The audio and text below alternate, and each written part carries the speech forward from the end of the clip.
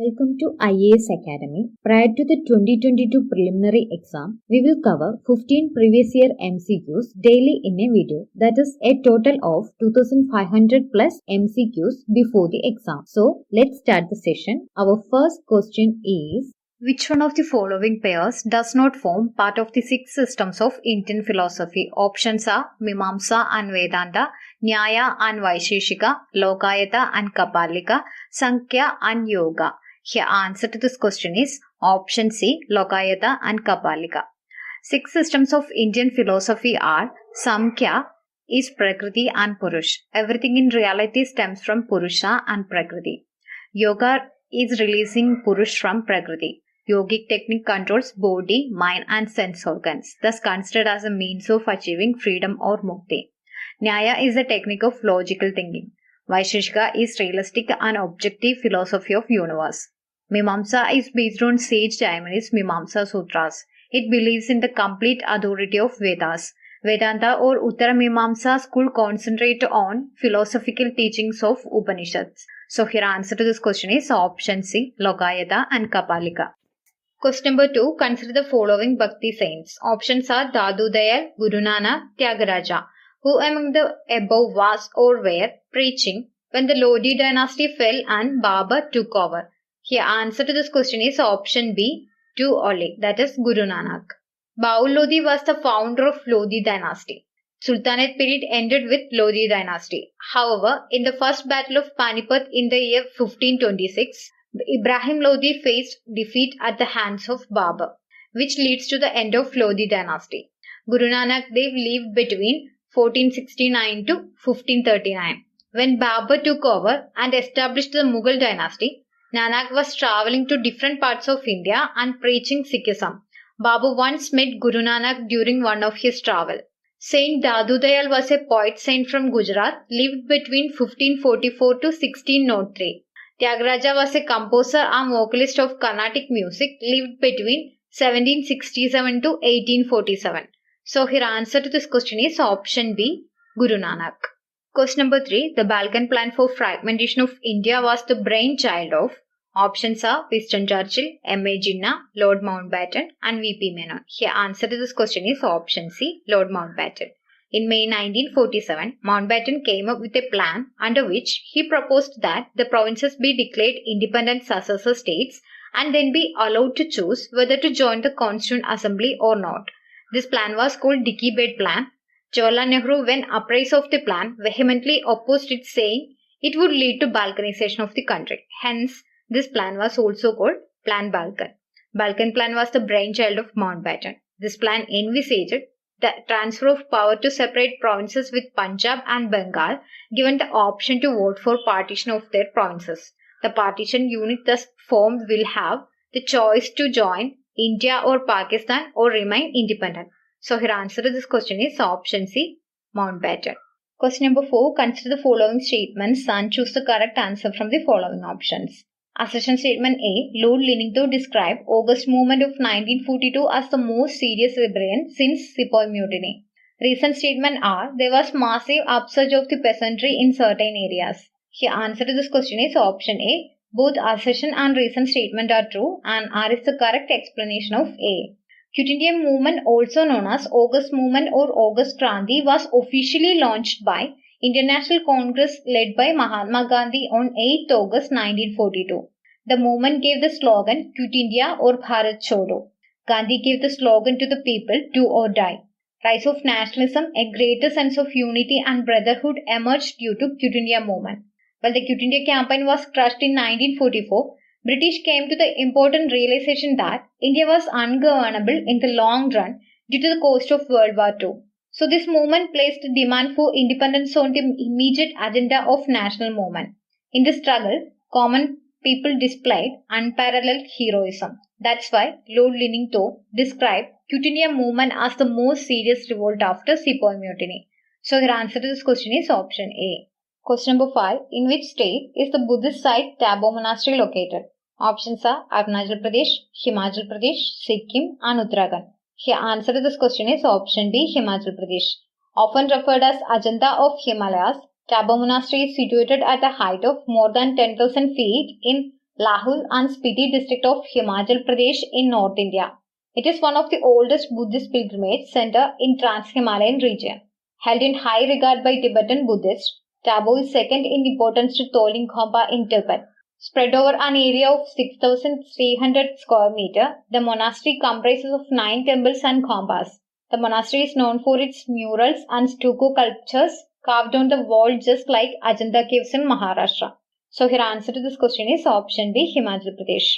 Question number 6. Bermuda Triangle extends up to which of the following places? Options are Southern Florida, Puerto Rico and Hawaii Island. Select the correct answer using the quotes given below.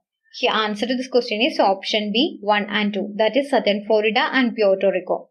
Bermuda Triangle is a strange and mysterious place in southern Atlantic Ocean. It is roughly the shape of a triangle. The triangle extends up to South Florida, Puerto Rico and Bermuda Island. It has been variously labeled Devil's Triangle, Triangle of Death, the Hoodoo Sea and the Graveyard of Atlantic. The region between Florida, Puerto Rico and Bermuda has reportedly claimed the lives of 1,000 people in the last 100 years. So your answer to this question is option B.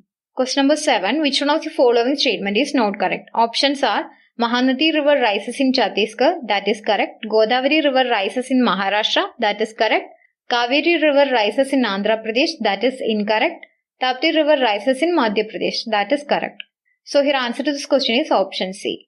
Cauvery originates from Talakaveri, located in Brahmagiri range in Western Ghats, Kodagu district of the state of Karnataka.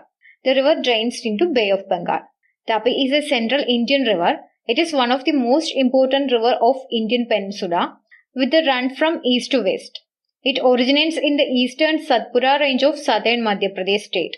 Godavari River is the second longest course in India with brownish water.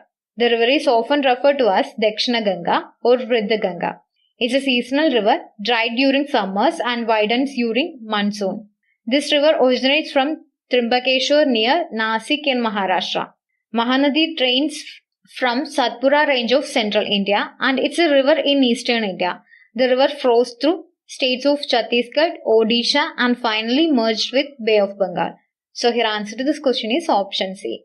Question number 8. Consider the following statements. Assam shares a border with Bhutan and Bangladesh. That is correct. West Bengal shares a border with Bhutan and Nepal. That is correct. Mizoram shares a border with Bangladesh and Myanmar. That is also correct. Which of the statements given above are correct? Here answer to this question is option A. All the statements are correct. Assam is bordered by Bhutan and Arunachal Pradesh to the north, Nagaland, Manipur to the east, Meghalaya, Tripura, Mizoram and Bangladesh to the south, and West Bengal to the west via Siliguri corridor. West Bengal borders Bangladesh in the east and Nepal and Bhutan in the north. It also borders the Indian states of Odisha, Jharkhand, Bihar, Sikkim and Assam. Mizoram shares border with 3 of the 7 sister states, namely Tripura, Assam and Manipur. The state also shares border with Myanmar and Bangladesh. So your answer to this question is option A. Question number 9. There was a proposal to translocate some of the lions from their natural habitat in Gujarat to which one of the following sites? Options are Corbett National Park, Kunopalpu Wildlife Sanctuary, Mudumalal Wildlife Sanctuary and Sariska National Park. Here answer to this question is option B, Kunopalpu Wildlife Sanctuary. Asiatic lions were once distributed up to state of West Bengal and Madhya Pradesh. At present, Gir National Park and Wildlife Sanctuary is the only abode of Asiatic lion. Asiatic lion listed as endangered under IUCN Red List. Kuno Wildlife Sanctuary was the most suitable habitat for the reintroduction of Asiatic lions. But the lion reintroduction project ran into considerable opposition from Gujarat state government. Lions are found in Gujarat across an area of 30,000 square kilometer called the Asiatic lion landscape. The Gujarat government refused to part with its lion population, citing that they were part of the cultural heritage of the state. Instead, they proposed that the lions be reintroduced in other parts of Gujarat. Continued opposition by the Gujarat government prompted Madhya Pradesh to consider procuring Sioux-breed Asiatic lions to be shifted to Kuno Wildlife Sanctuary. Dispute between two states reached the Supreme Court of India, who ruled in favor of Madhya Pradesh in 2013. The ruling was challenged by the state of Gujarat through many petitions filed by it. At the same time, it refused to carry out the Supreme Court's directives in providing the pride of lions to Madhya Pradesh. As of 2021, the project is still on hold with lines still remaining in Gujarat. Instead, Kunopalpur Sanctuary will become India's first cheetah sanctuary. Recently, the Supreme Court has lifted its 7-year-long stay on proposal to introduce African cheetahs from Namibia into the Indian habitat.